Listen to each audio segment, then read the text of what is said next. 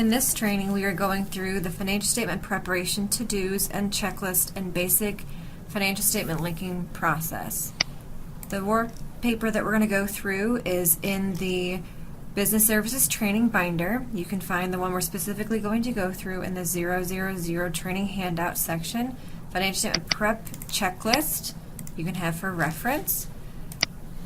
So once the trial balance is finished, all the journal entries have been booked, and the substantive work papers have been completed, we will start on the preparation of the financial statements.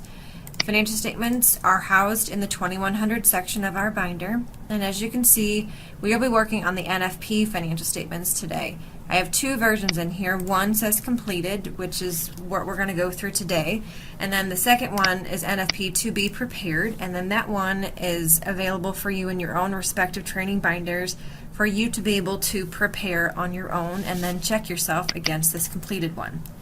So once you open the Excel financial statements,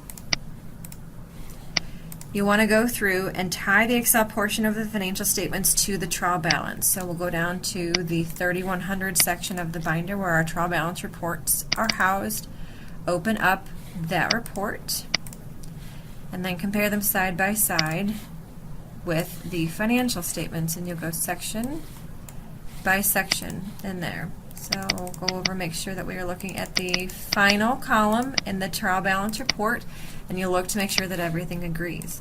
Once you're comfortable that everything agrees, then you will go and check to make sure that your check figure for your balance sheet is correct, that your balance sheet is in balance, that the assets equal the liabilities and the net assets. As you can see, we are out of balance, and it's because there isn't anything linked on this accounts receivable line. So we're going to scroll down here to where that account is and see that we need to link that number. So the easiest way to do that is to go back over to the financial statements. You're going to right-click on that cell, and you're going to choose Insert TB Link. You're going to make sure that you have the correct trial balance database selected. In most binders, there will just be one TB database, but if you have a financial statement that is consolidated, you will have more than one trial balance database, so please make sure you are choosing the correct one. Lead and sublead is the account grouping that you want to choose, because that's what we use for the financial statements. And then you're going to choose your account type. So the account grouping will match to the lead and sublead groupings that we have in our trial balance report. Account type are the large overall types of assets, liabilities, equity, revenue, or expenses. Then you also have account class, which breaks those account types further down into current assets, current liabilities, and so on.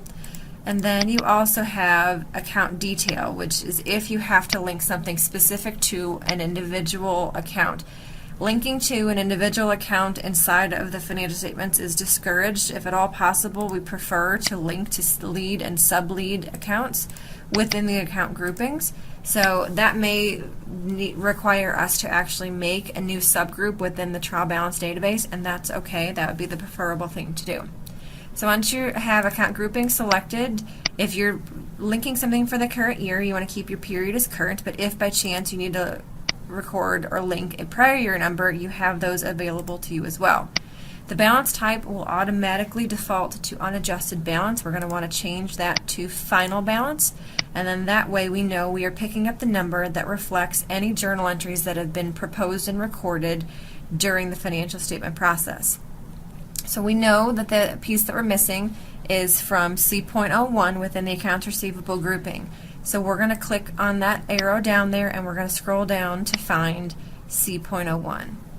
These pieces within our subgroups of our trial balance, remember the lettering and numbering generally agrees to this, how the financial statement binders are set up to make it a little bit easier for us to find everything. So I chose that. I'm going to hit Insert, and you can see that it's the number that I want.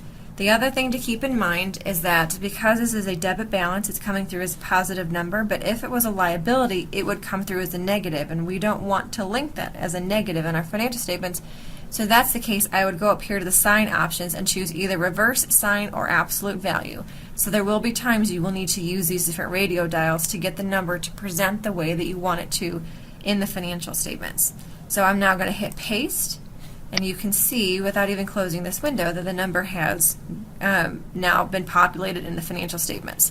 If you have multiple things to link into the financial statements, you don't have to close this Insert TB Link window. You can actually just hit Clear, choose your next thing that you want to link, hit Insert, and then change your cell over here by clicking on the next place and hit Paste again, and it would replace that number.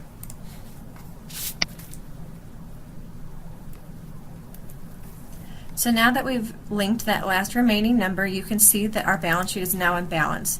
All financial statements should have a check figure outside of the print area, so please watch for that to help you to make sure that you are in balance. If for some reason there is not a check figure outside of your print area, please feel free to add one.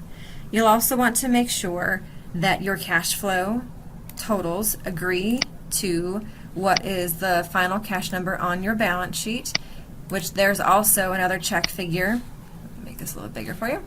Also another check figure at the bottom of that statement, which is also once again outside of the print area.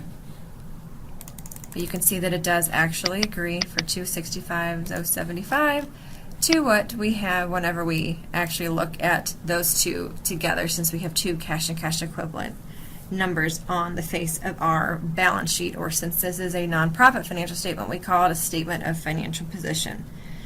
If there is a statement of equity presented, we want to make sure that the ending equity per the schedule agrees to the equity that's listed on this first page. And then if there are comparative financial statements presented like this one, you want to make sure that you look and agree that everything listed in the prior year column actually agrees to the prior year issued financial statements. Those prior year issued financial statements can always be located in the prior year binder. And for training purposes, I went ahead and made a copy of the prior year financial statements for this particular sample client that we're using, so that we can go through and you can compare them on an as-needed basis whenever you go to prepare your version of the financial statements. Everything in the prior year column should be linked to the trial balance database as well. We try our best not to have hard-coded numbers in there, but that does happen sometimes. So if you see those, please be wary that does happen occasionally, but we try our best to not, and best practice is to not hard-code anything. And once again, if you see that there's a need for something to be adjusted, please book an AJE or an RJE, an adjusting journal entry or a reclassifying journal entry, to make that change. The one piece in the financial statements that will have to be hard-coded whenever you have comparative financial statements is the prior year column for the cash flow statement, because these numbers in the current year pull from the cash flow worksheet, as you can see, and we only have 1 year worth of cash flow worksheet that we maintain inside the binder. Therefore, all of the prior year numbers in the column for the cash flow statement will need to be hard-coded.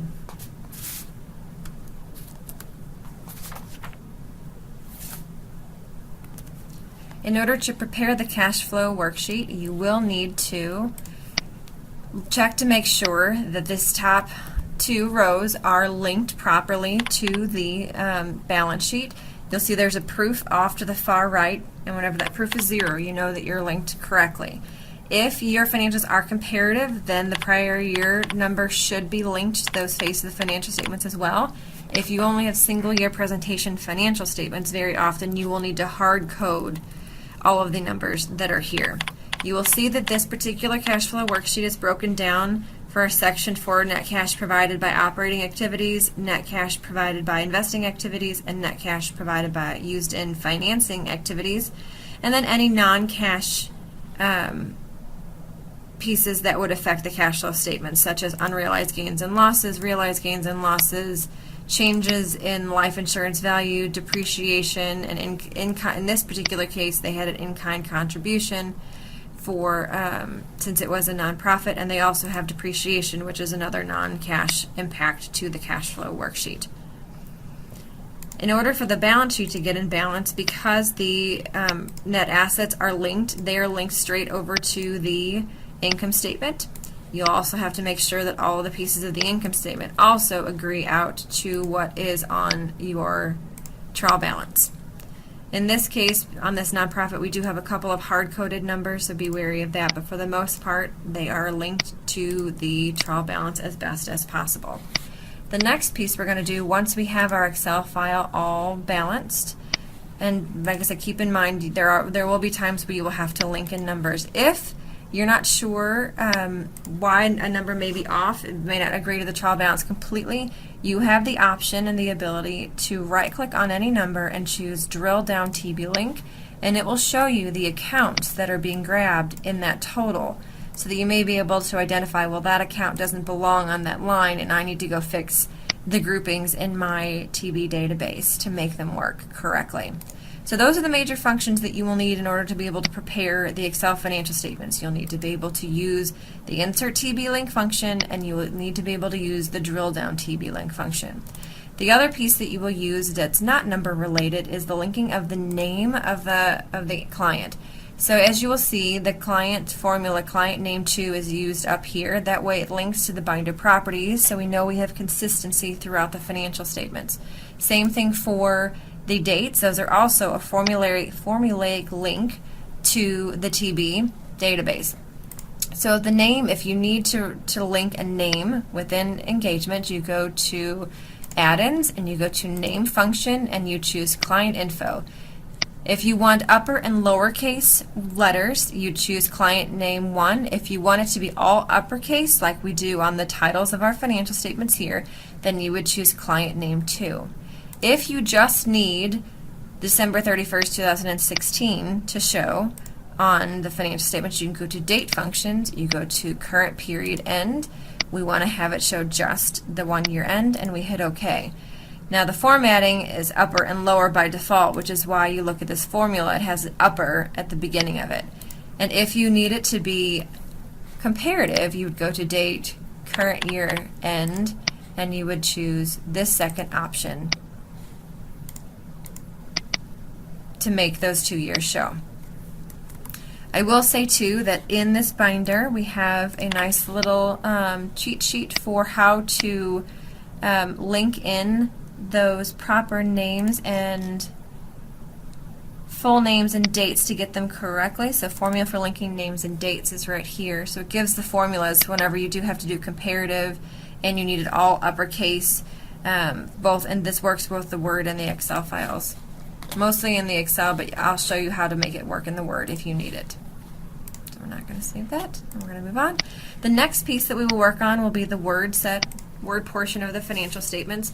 Anything that's in gray is something that is linked within the binder. So obviously we've linked the name of the client, we link the year end wherever possible, and we want to make sure as we're going through that we update the report to agree to the research in the 2400 section. So we want to review all the paragraphs line by line in the auditor's report and make sure that it agrees to the current research that we have pulled into the 2400 section. And that happens at the planning stage. So if you get there and there's not current research in there, we'll want to make sure we pull that from our RIA Smart Tools that we have available to us.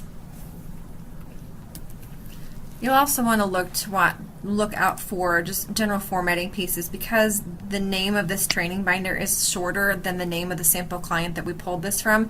We have large gaps here, so we would want to go through and delete those so that we have only the proper number of spaces between each of the words. As with the Excel, if you have a comparative financial statement, whenever you go through, you will want to make sure that all of the numbers, and you'll watch we'll fix that formatting issue in a second, that all of the prior year numbers agree out to the prior year issued audit. If the links aren't coming through properly, you may need to delete them and then reinsert them wherever possible.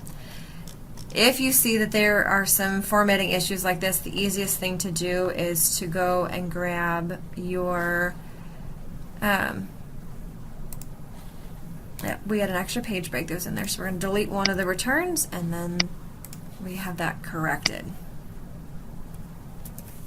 So as you work through the Word file, you'll go down each note and you'll want to read through and look to see if you're aware of any required changes from the previous year. Many of the notes, especially note 1, will not have major changes from the previous year unless you were notified from the client that they would like to reword something. So you'll go through and read everything until you get to the notes that actually have dollar amounts. So this depreciation expense for the year is not pulling correctly, and that's probably because since we pulled this in from another client, the TB database that it's trying to find isn't correct. So I'm going to delete the link that's right there for both current year and prior year, and I'm going to reinsert those. So I'm going to right click and do insert TB link,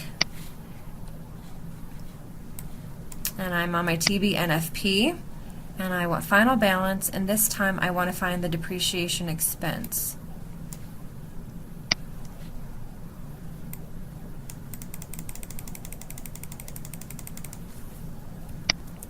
So I've now located the depreciation expense within my groupings, and I hit insert, and I hit paste, and it pops in.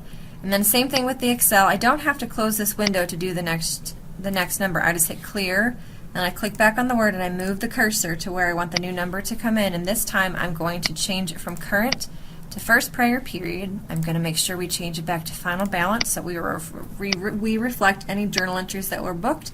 And I'm going to hit insert again and then paste again. And you have to hit the paste button for it actually to go into the financial statement, and I'm going to hit close. But most of the times these numbers will pull over correctly, and you just want to verify if the number is populating on its own. You do want to look at the trial balance and make sure that it matches to the current year trial balance.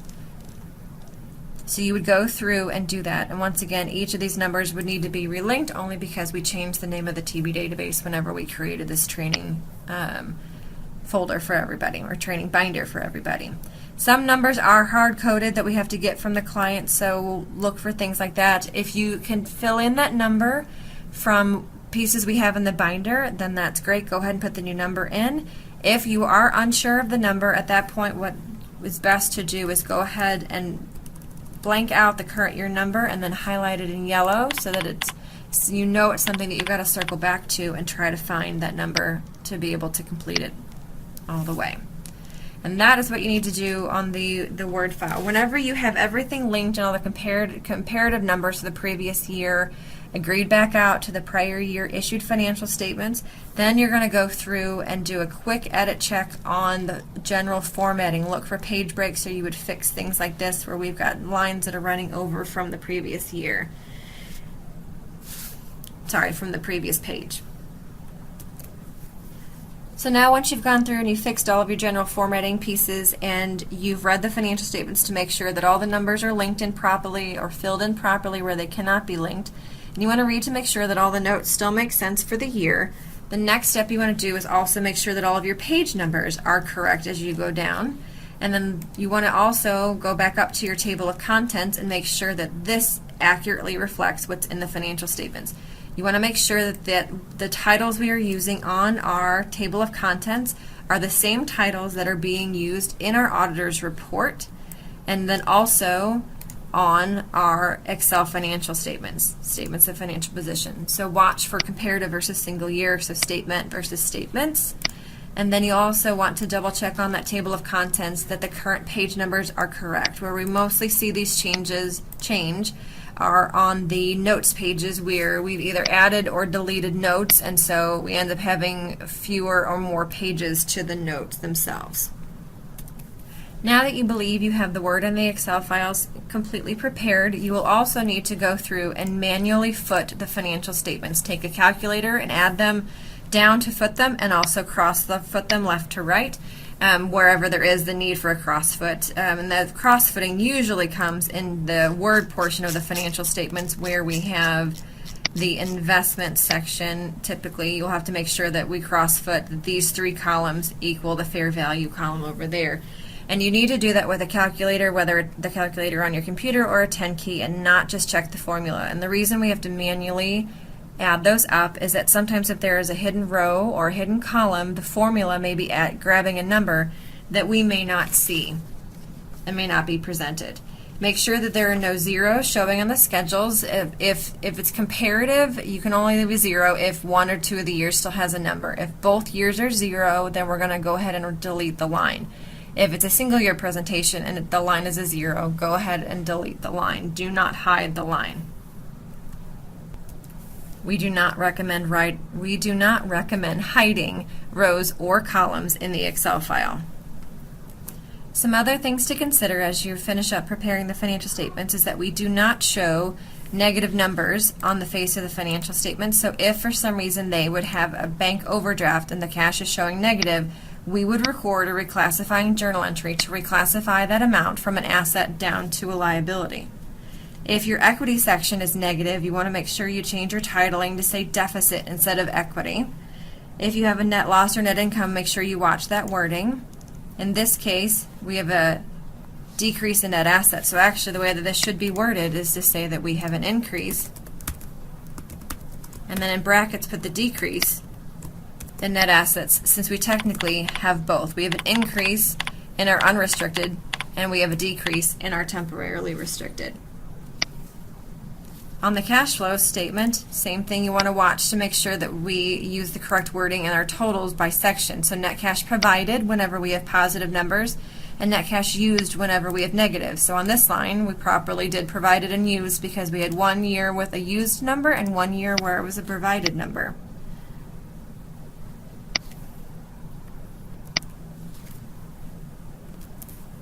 Also, as you're going through the notes, the word portion of your financial statement, you do also want to make sure that the totals agree to what's on the face of the financial statement. For example, once this note is completed, this total investments number should agree to the total investments number that is presented on the face of the balance sheet of the financial statements. So once all those links inside the Word file are corrected, then we would see the net total should be the $501,268,000. Some other general formatting pieces to keep an eye on is that there should be one return between the heading of a new note and the beginning of the body of the note, and one spacing between each of the respective paragraphs. But whenever you have the transition from one note to another within the same page, it's actually 2 returns that you want between the 2 notes.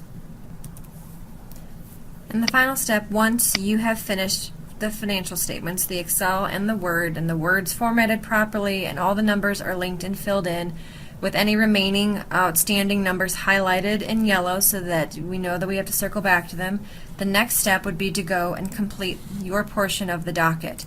So you're going to open up the docket, which is also housed in the 2100 section. You can ignore and hit don't update whenever you get that error message.